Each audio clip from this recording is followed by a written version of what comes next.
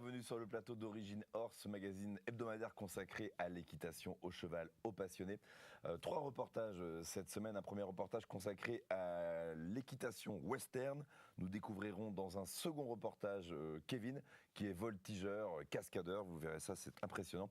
Et puis nous irons à la rencontre de Patrick Massé, qui est metteur en scène, cavalier du théâtre équestre de Bretagne, qui en a fait sa spécialité, le théâtre équestre de Bretagne. Donc, et puis trois invités, trois passionnés sur ce plateau. Bonjour Céline.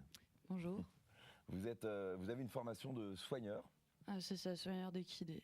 Soigneur d'équidés, donc c'est quoi Du coup, ça consiste donc dans les soins, les box, l'entretien de l'écurie en général, l'alimentation, le travail des chevaux aussi. Voilà, j'ai fait. Et la passion, voilà, que c'est vraiment dans les veines, quoi. Ouais, c'est ça. Tout petite. Ouais, depuis toute petite. En face de vous, il y a Isabelle. Bonjour. Bonjour. Isabelle, vous êtes éthologue. Alors, vous préférez comportementaliste? Je préfère comportementaliste, effectivement, parce que l'éthologue, c'est un scientifique avant tout. Donc moi, je suis plus dans les problèmes de comportement qu'on peut rencontrer avec les chevaux au quotidien. Bonjour Anthony. Bonjour. Vous êtes étudiant, mais vous avez eu une deuxième vie avant, une première vie, on va dire. Allez. Oui, c'est ça. Auparavant, vous étiez cascadeur, voltigeur au Puy du Fou, les fameux spectacles, les scénographies que l'on connaît tous en Vendée. Et vous faisiez quoi? Je faisais des différentes figures ou acrobaties selon la préférence des personnes sur des chevaux dans certains spectacles. Donc quel genre de cascade On avait par exemple la figure de l'étendard où on a un genou posé sur le cheval et on doit lever notre jambe droite en arrière et enfin, on fait la position de l'étendard. Ou il y avait aussi la position, la croix de mort, je crois. Ouais. Oui, si, c'est ça. Où on se tient en fait avec une jambe au surfet, qui est la selle spéciale pour la voltige. Et en fait, on partait sur le côté du cheval, la tête un peu dans le vide et les bras en croix. Ah ouais, donc ça c'était devant des milliers de personnes. Oui. À chaque fois, à chaque représentation, donc oui. Jusqu'à 3 séances par jour, c'est ça? Oui, il y avait à peu près 3 séances par jour, selon les différents spectacles et leur durée. Donc ce qui est étonnant, c'est que le Puy du Fou demande vraiment énormément de bénévolat, de moyens humains. C'est une énorme machine et qui a son école équestre. Et vous avez appris à monter au Puy du Fou. Oui, j'ai passé mes galops au Puy du Fou. Et ensuite, parce que j'étais dans la Sinicini, donc j'ai fait cavalier d'abord dans la Sinicini. Puis ensuite, j'ai intégré l'école de voltige pour devenir justement voltigeur ou acrobate sur chevaux. Donc quand on est vendéen et qu'on aime le cheval, forcément on finit au Puy du Fou, quoi. Oui, après moi je suis né avec le Puy du Fou, donc j'ai fait 20 ans en tant que Puy Follet. Donc c'est vrai que en Vendée, oui, c'est très courant. Isabelle, vous intervenez auprès de qui? De quoi? De tous les gens qui m'appellent et qui rencontrent Puy du Fou par exemple? Non, pas le Puy, c'est un peu loin là. Ouais. Non, je reste quand même dans la région, très locale. J'ai des chevaux qui me sont arrivés aussi de la région de Brest. Donc après, c'est beaucoup du bouche à oreille. Les gens qui me connaissent. Donc ça peut être des professionnels, ça peut être des particuliers qui rencontrent des problèmes avec leurs chevaux. Ça peut être des problèmes psychologiques, ça peut être des problèmes mécaniques. Et effectivement, je travaille aussi en partenariat avec Patrick Massé. Que l'on découvrira dans un troisième reportage. Ouais. C'est particulier. Est-ce qu'il y a des races de chevaux plus propres au dressage, au spectacle, comme le Puy du Fou par exemple, où vous aviez des chevaux spécifiques ou La race des chevaux, je la connaissais pas particulièrement parce qu'il y a les dresseurs d'un côté et nous après on était vraiment acteurs et acrobates du coup, cavaliers sur les chevaux. Oui, il y a des races qui sont plus spécifiques, effectivement. D'abord, dans le spectacle, il faut qu'il y ait... les chevaux, au niveau du corporel, il faut qu'ils aient du sang. Pour D'ailleurs, je pense que le Puy du Fou, il me semble que c'est des Lusitaniens. Portugais, beaucoup. Ouais. Portugais, espagnols, des chevaux de sang, oui, et qui sont en baroque. Oui, c'est des chevaux comme ça, oui. On va découvrir tout de suite dans un premier reportage l'équitation western, Il y a énormément de disciplines dans l'équitation western, avec du bétail notamment, etc. Et c'est en vogue, la preuve en images, c'est en Ille-et-Vilaine que ça se passe.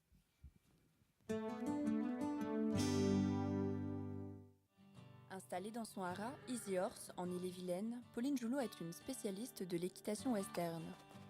Je suis partie à l'étranger et j'ai décidé de partir aux États-Unis.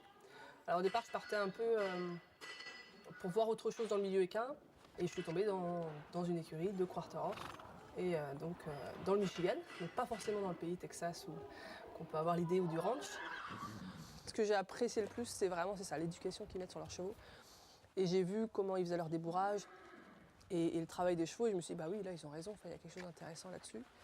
Parce que c'était fait dans le calme, c'était fait sereinement, en prenant le temps. Il n'y avait pas de chevaux qui buckaient partout, il n'y avait pas de... C'était juste logique, quoi, et dans le bon sens du cheval. En équitation western, on veut un cheval disponible. Disponible, c'est-à-dire qu'à n'importe quel moment, il peut partir soit au galop, soit s'arrêter, soit faire demi-tour, soit attendre pendant 10 minutes, un quart d'heure, 1 heure, voire. Parce qu'il ne faut pas oublier d'où ça vient, l'équitation de ranch, où ils convoyaient le bétail, où ils allaient réparer des choses, des clôtures, où voilà, ils travaillaient avec le cheval, vraiment, c'était un outil de travail, comme on pouvait avoir dans l'ancien temps ici avec les chevaux de labour. La base, elle est là, elle est de dire, si je mets une pression sur mon cheval doit céder, donc une pression, c'est juste le fait d'avancer vers lui, par exemple. Si j'avance vers lui, si j'avance mes épaules vers lui, il doit se pousser. Donc il y a cette zone de respect entre le cheval doit rester à sa place et le cavalier est à sa place. Mais le cheval doit jamais venir à la place du cavalier, dans l'espace en tout cas du cavalier.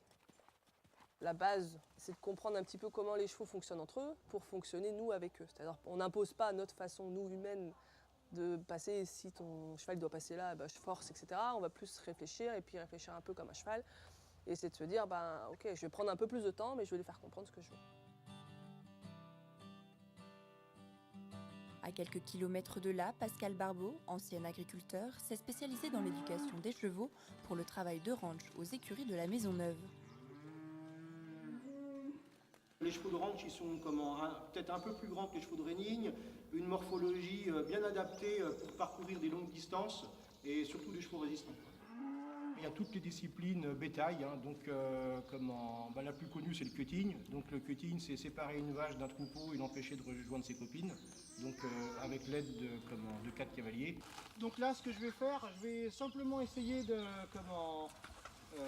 travailler un petit peu les vaches pour qu'elles s'habituent un petit peu à mon cheval. Dans un premier temps, rien que les suivre, laisser l'initiative à mon cheval de suivre les vaches. Donc voilà. Alors il y a des règles d'or quand même dans le détail, ne jamais tourner le dos à une vache, parce que on ne sait jamais ce qui peut se passer. Donc voilà. Et toujours la règle d'or, c'est travailler dans le calme, tranquille, tranquille, tranquille. L'équitation western est un art de la communication et de la compréhension du cheval, une pratique en expansion idéale pour tous les amoureux des chevaux. Alors, retour sur le plateau d'Origine Horse après ce reportage consacré à l'équitation western. Isabelle, là, on est vraiment dans le comportement du cheval. On doit vraiment comprendre l'animal, quoi. Oui, là complètement. Et là, c'est très très juste dans le reportage où on disait qu'il y a vraiment un respect qui doit s'installer entre le cheval et le cavalier. Et là, c'est tout à fait ça, effectivement. Oui, c'est vraiment le langage propre du cheval. Ça vous passionne l'équitation western ou pas? Vous comprenez cet engouement-là? Moi, je trouve, justement, au fil de mon expérience, j'ai appris que la relation avec le cheval, fallait vraiment que ça soit comme un accord. Le cheval, ça a été le dernier animal à être domestiqué. Du coup, c'est vraiment, comme vous disiez, basé sur le respect et sur une confiance. Ouais, comprendre d'abord comment fonctionnent les chevaux entre eux. Un peu comme un jeu aussi, pour capter son attention aussi. Comment ça se passe au Puy du Fou? Parce que vous n'êtes pas justement attaché à un cheval, vous en avez plusieurs? Oui, on a plusieurs chevaux en fonction des différents spectacles. Et même au cas où, si un cheval se blesse lors d'un spectacle, il faut qu'il y ait un remplaçant au cas où et que le cheval blessé aille voir un soigneur ou son dresseur pour vérifier que tout va bien. C'est justement ça qui est un peu étrange, c'est pas un peu cruel de ne pas pouvoir s'attacher à son cheval? On imagine que vous, quand on monte, on a le cheval qu'on préfère, etc. Vous, on n'a pas le temps de s'attacher, quoi. Il faut pas d'ailleurs. Si, oui et non. Enfin, moi, je sais que les différents chevaux que j'avais pas moi personnellement, parce qu'on était une petite équipe avec les mêmes, mais ça permet en fait d'avoir une relation avec plusieurs chevaux différents. Et au même degré, en fait, on donne pas plus à l'un ou à l'autre parce D'accord. qu'on les voit à peu près le même temps par spectacle. Oui, parce que chaque cheval a sa personnalité au fond. Du coup, c'est vraiment une relation propre à chaque individu, si on peut dire. Il y a des chevaux qui vous ont fait des misères ou pas, Anthony? Il y en a juste un qui avait refusé de rentrer en scène. Ouais. Alors sûrement dû au stress, vu qu'on en avait parlé avec Isabelle juste avant l'émission. Et parce que je stressais un peu, et du coup j'ai dû transmettre cela au cheval aussi. Et du coup c'est un autre cavalier qui m'a remplacé pour rentrer. Est-ce que le cheval, l'animal, ressent le stress sans qu'il y ait du public, sans qu'il ait regardé, peut-être? Il a la pression aussi ou quoi? Le cheval est un véritable miroir. Ouais. Donc tout stress effectivement du cavalier, le cheval va l'absorber. Donc c'est justement le cheval a besoin d'un leader référent, et ce leader référent, ça doit être son cavalier. S'il trouve pas ça sur son cavalier, il va effectivement chercher le repère sur les autres chevaux. Mais il peut effectivement être bloqué comme ça par le stress. Vous êtes la psy du cheval, quoi. Un petit peu. Vous avez eu une relation déjà, Céline, dans votre passé, un peu fusionnelle avec un cheval? Oui. Ouais. Justement, c'est là où j'ai découvert que, par exemple, le travail à pied était plus intéressant sur le coup que de monter un cheval. Ah oui. Pour la relation juste fusionnelle comme ça. Donc marcher de à côté, partage, en etc. fait. Ouais. La balade, quoi. Ouais, c'est ça. Ou le jeu dans le fait un peu, je sais pas comment dire. Une vraie communication non verbale. Ouais, c'est ça. Voilà. Et donc le cheval a ses humeurs aussi, alors. Bien sûr. Mm. Bien sûr, comme nous. Vous voyez le matin s'il est de bon poil Quand on a l'habitude et qu'on les côtoie au quotidien, oui, on voit s'il y a un changement. Oui, bien sûr. On va découvrir tout de suite Kevin. Alors c'est un peu le même profil qu'Anthony. Il est aussi voltigeur cascadeur de renommée internationale. C'est le thème et le portrait de ce deuxième reportage. Voici Kevin.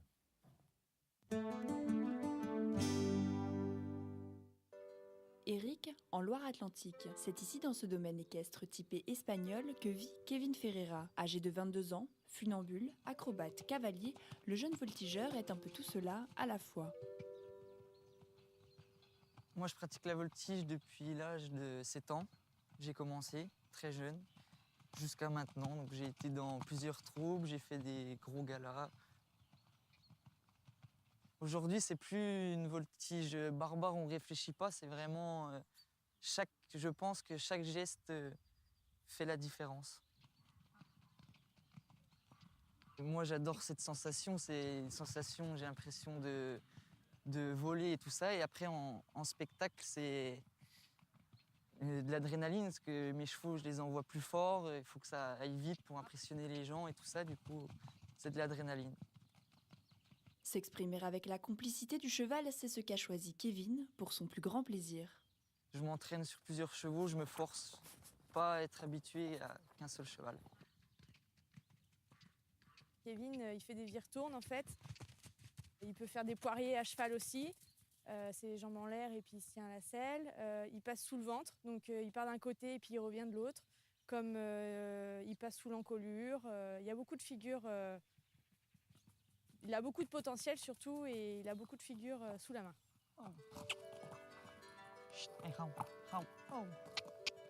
Ça m'a appris le dressage pour avoir des bons chevaux, ça m'apprend beaucoup de choses. Les chevaux, il faut quand même que ce soit des athlètes. Donc tout le monde, Kevin, il emmène ses chevaux en même temps que les autres sur le canal pour en faire des athlètes, c'est-à-dire qu'ils font leur trotting, on va dire. Kevin s'occupe évidemment du rythme cardiaque, de la musculation, de la souplesse. Il faut que le dos soit bien musclé.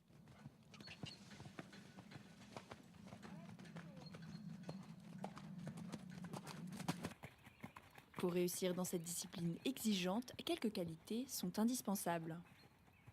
Je pense au début, il faut avoir confiance en soi, pas avoir peur et être motivé et s'entraîner. Ouais, c'est mon quotidien, c'est tous les jours. Tous les jours, je bosse pour. C'est dans cette ambiance conviviale que le prochain spectacle équestre aura lieu en mai. En attendant, le chien, lui, s'adonne à une petite sieste au soleil. Isabelle, vous êtes épatée par ce garçon, Kevin. Oui, complètement. C'est un véritable athlète, oui. Ouais, c'est incroyable ce qu'il fait avec le cheval. Oui. Ouais. Enfin, Oui, parce avec qu'il les y, a- chevaux, là, d'ailleurs. il y a une vraie communication avec ses chevaux. Il ne fait pas que de la voltige. À côté, on voit qu'il passe du temps avec et qu'il essaye de les comprendre. Il leur apprend des choses. C'est un leader, oui. Céline, incroyable. Ah oui, je suis d'accord avec ça. Qu'est-ce que vous faites et que vous faites pas, vous, Anthony, dans ce qu'on a vu en image? Bah déjà, ces sauts, quand ils passent d'un côté puis de l'autre, sont extrêmement rapides. Ouais. Chose dont je n'ai pas le niveau, parce que comme il a dit, il fait ça depuis qu'il a 7 ans. Mm. Alors que moi, ouais, ça fait 2-3 ans, enfin Ouais. c'était il y a 2-3 ans Ouais. déjà. Donc j'ai pas du tout le même niveau, mais il est très impressionnant vraiment dans ses figures. En fait, c'est un gymnaste. Oui, il y a une part un peu de gymnastique dedans. Le cheval, il en pense quoi de tout ça? C'est un jeu ou c'est quoi? Est-ce que si on se met à sa place? Un jeu, je ne sais pas si c'est vraiment un jeu. Enfin, là, il coopère. Mm. Là, on voit bien qu'il n'y a pas du tout de signe d'agressivité, il n'y a pas de mécontentement. Là, si l'aspect physique et émotionnel du cheval sont respectés, le cheval, il coopère, oui. Mm. S'il y trouve son compte, bien sûr, il coopère, oui. Alors, quand on fait appel à vous, c'est qu'il y a un souci entre le cheval et son cavalier, mais souvent, ça vient du cavalier. Les 3/4 du temps, oui, ça vient quand même de l'incompréhension, des fois de la méconnaissance aussi, vraiment du fond psychologique du cheval. Et quand on fait appel à moi, en règle générale, oui, c'est qu'il y a un problème, oui. Alors donc, qu'est-ce que vous dites? Vous dites au cavalier de s'y prendre de telle manière, de changer son comportement. Est-ce qu'il accepte déjà? Bah déjà, s'il fait la démarche de venir vers moi, c'est que déjà il sait qu'effectivement il y a un problème. Donc moi, dans un premier temps, je suis là déjà pour savoir d'où vient le problème. Donc j'analyse d'abord le cheval. Dans son cadre, quoi. Dans son propre cadre, oui. Dans un premier temps, je veux voir exactement ce qu'il en est. La communication qu'il peut avoir avec son cavalier. Donc après, moi, je fais une petite analyse rapide. Hein, et effectivement, après, je le prends chez moi, dans mes structures. Nouvelle école, nouveau prof. Et on essaye de creuser un petit peu plus le sujet. Et après, j'encadre effectivement le cavalier. Ça a un coût? Bien sûr. Donc ça veut dire qu'on investit sur le cheval, quoi, si on fait appel à vous? Oui. Donc Oui. ce sont des chevaux il faut un certain rendement, quoi, pour le... Pas spécialement. Il y a aussi les propriétaires qui sont très très attachés à leurs chevaux et qui veulent par tous les moyens y arriver avec, même si c'est pas des chevaux de valeur, même si ça peut être des chevaux de sport, mais qui tournent en amateur, hein, pas spécialement ou même en catégorie club, qui n'ont pas forcément des gros niveaux, non. Céline, vous avez évolué dans quel milieu, vous? Moi, c'était du coup centre équestre, élevage et commerce. Du coup, c'est vrai que le comportement du cheval, je trouve que les centres équestres, ça dénature un peu cette relation avec le cheval qui est justement fusionnel et tout. Pourquoi? Parce que les petits, on leur apprend à monter leurs chevaux. Il y a certains clubs, on leur apprend pas, par exemple, à préparer leurs chevaux. Leurs chevaux sont déjà tout prêts.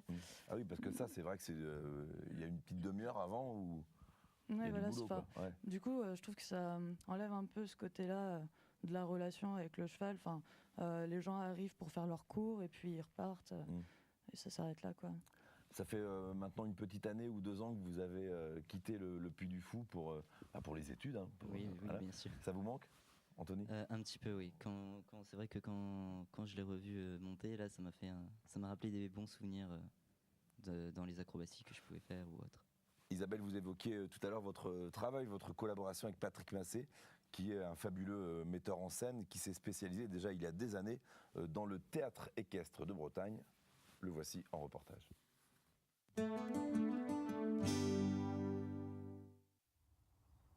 Si on dit qu'il faut 15 ans pour devenir un cavalier, c'est après des années à vivre avec les chevaux que Patrick Massé fonde le théâtre équestre de Bretagne.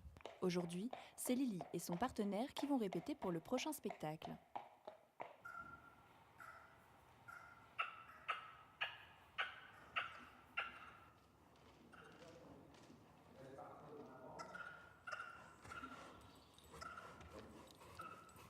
Loin des traditionnels numéros de cirque, ici l'homme et l'animal racontent ensemble contes et histoires du monde au rythme de la musique.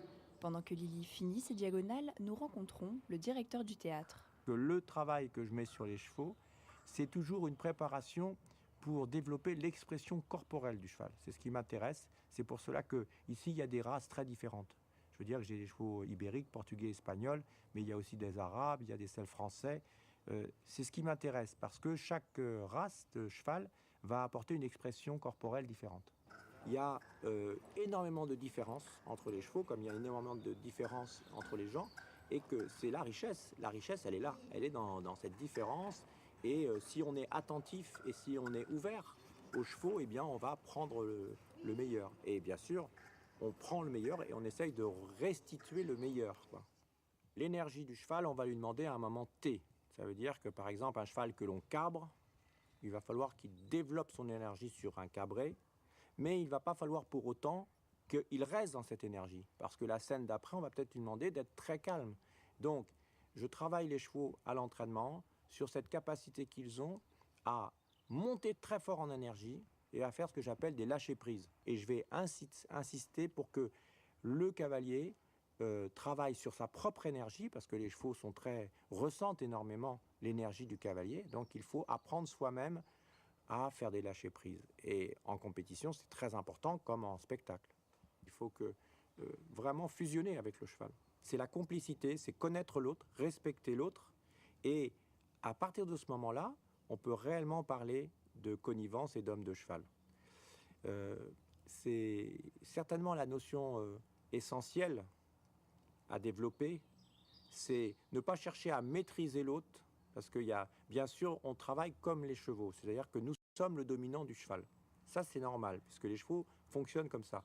Par contre, c'est ce que j'appelle un dominant intelligent, c'est-à-dire qu'il faut absolument observer, regarder et tenir compte du cheval. Malheureusement, il y a encore des gens qui considèrent que le cheval, ça doit se dominer, point barre. Et ça ouvre pas la porte à la fusion entre l'homme et le cheval. Les duos s'entraîneront encore jusqu'à l'été, où ils présenteront chaque mercredi une nouvelle création à la Chapelle Gasseline. Voilà une philosophie que vous partagez, Céline, le dominant intelligent. Oui, c'est ça. Ouais. On retrouve aussi, par exemple, pour les chevaux, pour l'autisme ou la trisomie, un rapport. Les chevaux apportent aussi quelque chose à ce niveau-là. Concernant la relation, en fait, il faut que ça soit vraiment une alchimie avec son cheval pour que ça fonctionne, quoi. J'imagine que vous partagez complètement cette philosophie, cette notion de maîtrise, de domination sur l'animal, de ce que dit Patrick Massé. Ah non, pas tout à fait. Si, tout à fait. On doit être effectivement dominant intelligent. Je préférerais plutôt dire le leader référent que le dominant, mais c'est évident qu'on doit se situer au-dessus au niveau de la hiérarchie. Il y a une hiérarchie chez les chevaux, et nous, on doit effectivement se fixer au-dessus au niveau de la hiérarchie, mais en aucun cas ne faire de l'abus de pouvoir. Oui, c'est vrai que leader, c'est le terme plus approprié. Là, on crée un partenariat. Le mot dominant peut être mal interprété, ou là, effectivement, on va se considérer comme un maître, alors que le leader référent, voilà, on crée une relation, une communication et un respect. Alors c'est toujours mutuel. étonnant. Est-ce que vous pouvez prendre les bottes, Isabelle, une des bottes là, quand on voit les roulettes, là, les éperons à l'arrière du talon, on se dit mais il se prend ça dans les côtes, c'est quand même. Alors après, il faut cruel. pas être, ça dépend comment on les utilise. Alors dites-nous comment les utiliser. Voilà, alors. là, il faut les utiliser comme une aide. Ouais. Une aide. Donc ça fait pas mal. Non, c'est pas pointu. Enfin, c'est pas des aiguilles. C'est pas des aiguilles. C'est une roulette. Après, c'est comme tout. C'est que ça dépend comment c'est utilisé. Si c'est utilisé avec de la violence ou si c'est utilisé vraiment comme une aide qu'on apporte. Vous étiez affublé de quel costume, vous, Anthony, au Puy du Fou, parce qu'il y a des sacrés costumes. Hein. Oui, moi j'étais plus dans le style un peu palefrenier, c'est-à-dire des costumes plus sobres et pas trop voyants. Donc c'est souvent dans les tons un peu blancs et marrons. C'était soft. Oui, c'était assez soft. Oui. Ouais. C'est quand même particulier, le Puy du Fou, c'est une grande famille. Il y a énormément c'est intergénérationnel, hein, ceux qui participent. Ah oui, tout à fait. Il y a des gamins. D'ailleurs, vous avez commencé à quel âge, vous Moi, j'ai commencé à 1 an et demi, 2 ans en tant que bébé dans la Cinicini avec ma mère. Et j'ai grandi petit à petit au sein de la Cinicini. Puis vous étiez bébé figurant avec votre maman, voilà, quoi. en tant que bénévole. Et après, je suis passé dans le côté du parc, de l'autre côté, où on est plus considérés comme des acteurs.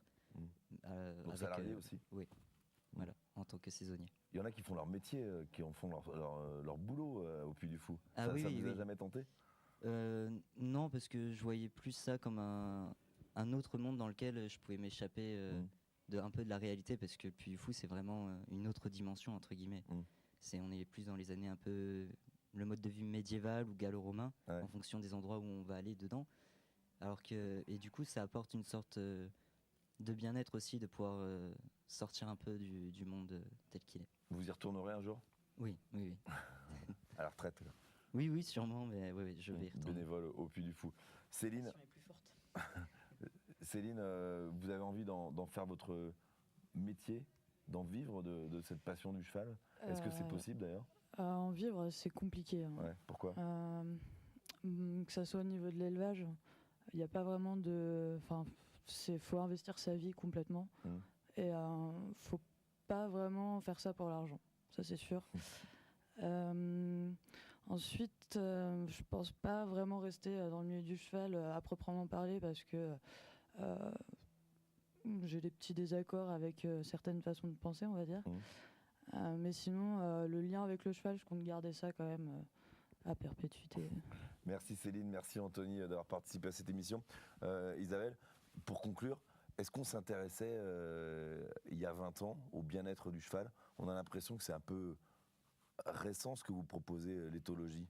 Oui, ça fait maintenant une quinzaine d'années que c'est sorti, et effectivement, c'est ce qui m'a amené moi vers ça, parce que j'ai une formation tout ce qui est de plus classique, j'étais en centre équestre aussi, et ce qui m'interpellait, c'était de voir que quand en cours il y avait un cheval qui n'allait pas, on appelait le camion et le cheval partait, il y en a un autre qui arrivait sans même se poser la question de savoir si le cheval avait mal quelque part, ou si on ne se posait pas la question. Voilà, ça brassait, et c'était comme ça. Le cheval était devenu un outil plus qu'en fin de compte un partenaire. Donc ce qui m'a amené moi à creuser ça, et c'était le tout début où on entendait parler en France effectivement de l'équitation dite éthologique. Et donc après, c'est d'assister à des séminaires quand on devient professionnel, c'est de pas de rester sur des méthodes qui sont apprises, mais de creuser beaucoup plus que ça et de rentrer vraiment dans la science. Merci beaucoup Isabelle d'avoir participé à cette émission. Merci à vous trois, c'est la fin de cette émission Origine Horse. On se retrouve la semaine prochaine. Bon week-end.